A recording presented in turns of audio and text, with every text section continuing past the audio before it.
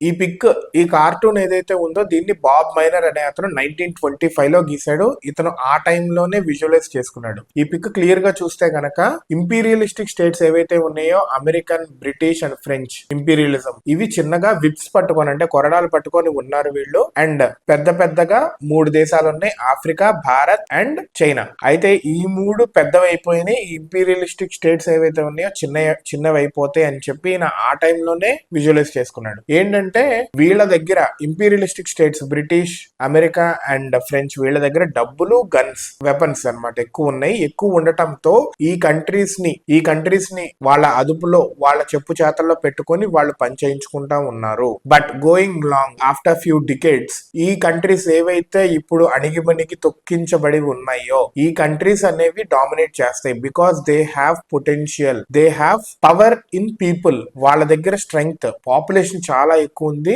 Young power అనేది చాలా ఎక్కువ ఉంటుంది. సో దీస్ విల్ డామినేట్ అని చెప్పి ఇతను ఆ టైంలోనే 1925 లో, 100 ఏళ్ళు అయింది ఇప్పటికి, 1925 లోనే విజువలైజ్ చేసి కార్టూన్ ని గీశాడు. అయితే see just after 100 years what's happening now. China is already a global power. భారతదేశం already it is showing its impact and its power through politically and economically and intellectually. దాని సిగ్నిఫికెన్స్ అనేది, Bharat significance అనేది చూపిస్తుంది. Africa కొంచెం slow ఉన్న next 20 to 50 years లో Africa కూడా పెరగబోతుంది. Because its have lot of natural resources and also young minds చాలా ఉంది. కాకపోతే కొంచెం స్లో ఉంది. ఈ స్లో అనేది ఈ కంట్రీస్, ఒక కంట్రీ వెనక ముందుగా ఉండొచ్చు, చైనా, భారత్, ఆఫ్రికా అనేది. కాకపోతే దాంట్లో వస్తున్న రెవల్యూషన్స్ కూడా, దేశంలో అంతర్గత కలహాలు కావచ్చు, అంతర్గత రెవల్యూషన్స్ కావచ్చు, కొంచెం స్లో వెనక ముందు ఉండొచ్చు. కానీ one time these will grow and ఈ పెద్ద ఇంపీరియలిస్టిక్ స్టేట్స్ ఏవైతే ఉన్నాయో అవి చిన్నవి అయిపోతాయి అని చెప్పి ఈయన ఆ టైంలో విజువలైజ్ చేసి బొమ్మను గీశాడు. అయితే 6 క్యారెక్టర్స్ కాదు, 7వ క్యారెక్టర్ ఉంది వెనక. మీరు చూస్తే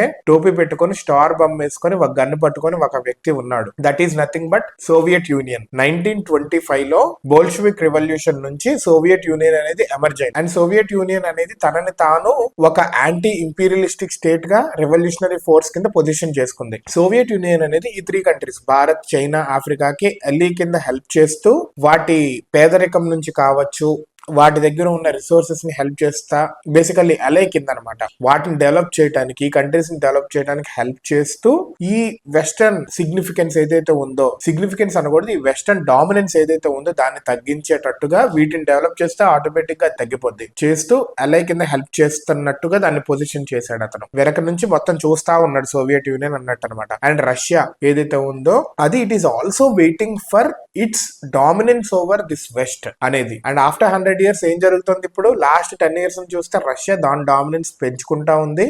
అండ్ చూస్తే ఉక్రెయిన్ వార్ లో కూడా నాటో మొత్తం, వెస్ట్ మొత్తము రష్యా ఒక్కటే ఒకవైపు ఏం చేయలేకపోయింది. చూసారు కదా అమెరికా ఇప్పుడు బైడెన్ వచ్చిన తర్వాత నుంచి అమెరికా పతనం ఒక రకంగా పడిపోయింది, సిగ్నిఫికెన్స్ ఏమీ లేకుండా పోయింది. దాని తర్వాత ట్రంప్ వచ్చాడు, ఇప్పుడు పిచ్చి కోతలు కోస్తానే ఉన్నాడు, ఏమీ లేదు. టారిఫ్స్ అనే ఒక అస్త్రం తప్పితే నథింగ్. సో ఇది జరుగుతుంది. ఇతను దీన్ని ఆ టైంలోనే విజువలైజ్ చేశాడు అనమాట. బేసికల్ ఇమేజ్ మాత్రం చాలా బాగా చేశాడు. విప్ అనేది ఇదే మనకి ఇప్పుడు ఏంటంటే, ఒక సర్కస్ లో కనుక సింహం ఎంత బలమైంది కానీ కొరడా పట్టుకొని ఒకడు ఎలా అయితే కంట్రోల్ చేస్తాడో, ఈ 3 కంట్రీస్ దగ్గర ఫిజికల్ స్ట్రెంగ్త్ ఎంత ఉన్నా కానీ ఈ కొరడాలతో వీళ్ళు కంట్రోల్ చేస్తున్నారు. అంటే వైలెన్స్ తో అండ్ పవర్ తో కంట్రోల్ చేస్తున్నారు. కానీ వీళ్ళ దగ్గర స్ట్రెంగ్త్ చాలా ఉంది, దాని నుంచి వీళ్ళు బయట పడతారు. ఆ స్ట్రెంగ్త్ ని వీళ్ళు గుర్తించి వీళ్ళే ఒక పవర్ కింద ఎదుగుతారు అని గీసాడు. Really very great image.